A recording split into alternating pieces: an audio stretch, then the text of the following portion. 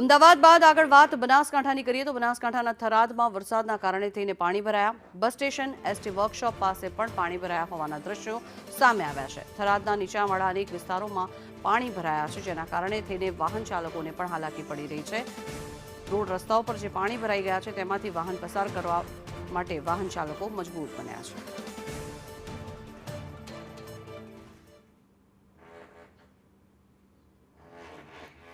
તો બનાસકાંઠાના થરાદના આ દ્રશ્યો કે જ્યાં વહેલી સવારથી જ વરસાદી માહોલ જામ્યો છે. એક્સક્લુઝિવ દ્રશ્યો હાલ સંદેશ ન્યૂઝની ટીવી સ્ક્રીન પર આપ જોઈ રહ્યા છો કે કઈ રીતે થરાદમાં વરસાદી માહોલ જામ્યો છે.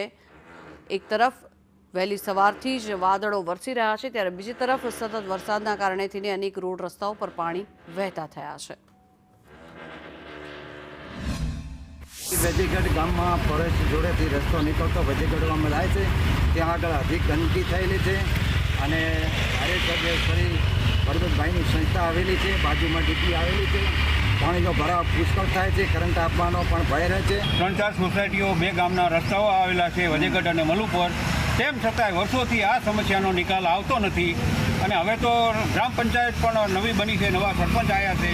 તો હવે જો સારી રીતે યોગ્ય કરે તો સારું છે, નહીં તો પછી અમારે આના માટે આંદોલન ઉપર ઉતરવું પડશે. કેમ કે બાળકોને, વિદ્યાર્થીઓને, સર્વેને અહીંથી નીકળવાની બહુ જ તકલીફ રહે છે. પાણીનો પ્રશ્ન છે, છેલ્લા કેટલાય વર્ષોથી હું દેખી રહ્યો છું કે અહીંયા કને કોઈ સોલ્યુશન આવતું નથી. સરકારને ઘણીવાર રજૂઆત કરી છે, નગરપાલિકાને પણ રજૂઆત કરવામાં આવી છે.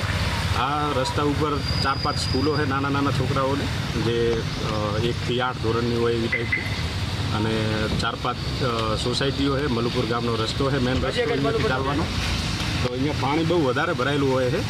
નાના છોકરાઓ તો ચાલી શકતા નથી, 2 વ્હીલરે માંડ બધા લઈ જાય છે જીવના જોખમ ઉપર. પાણી ભરાઈ જાય છે એટલે શાળામાં જવામાં તકલીફ પડે છે. અને સવારમાં તો ખૂબ ભરેલા છે, બૂટ પણ પલળી જાય, યુનિફોર્મ પણ બગડી જાય. એના માટે બહુ નિકાલ લાવવા. આ લગભગ 2 વર્ષથી મને તો દેખાય રીતે સમસ્યા, અને અમે રોજ માટે આ બધું સરકારને કેટલી વિનંતી કરી, કેટલી વાર બીજમાં હજી પણ કોઈ તંત્ર જાગતું નથી. તંત્ર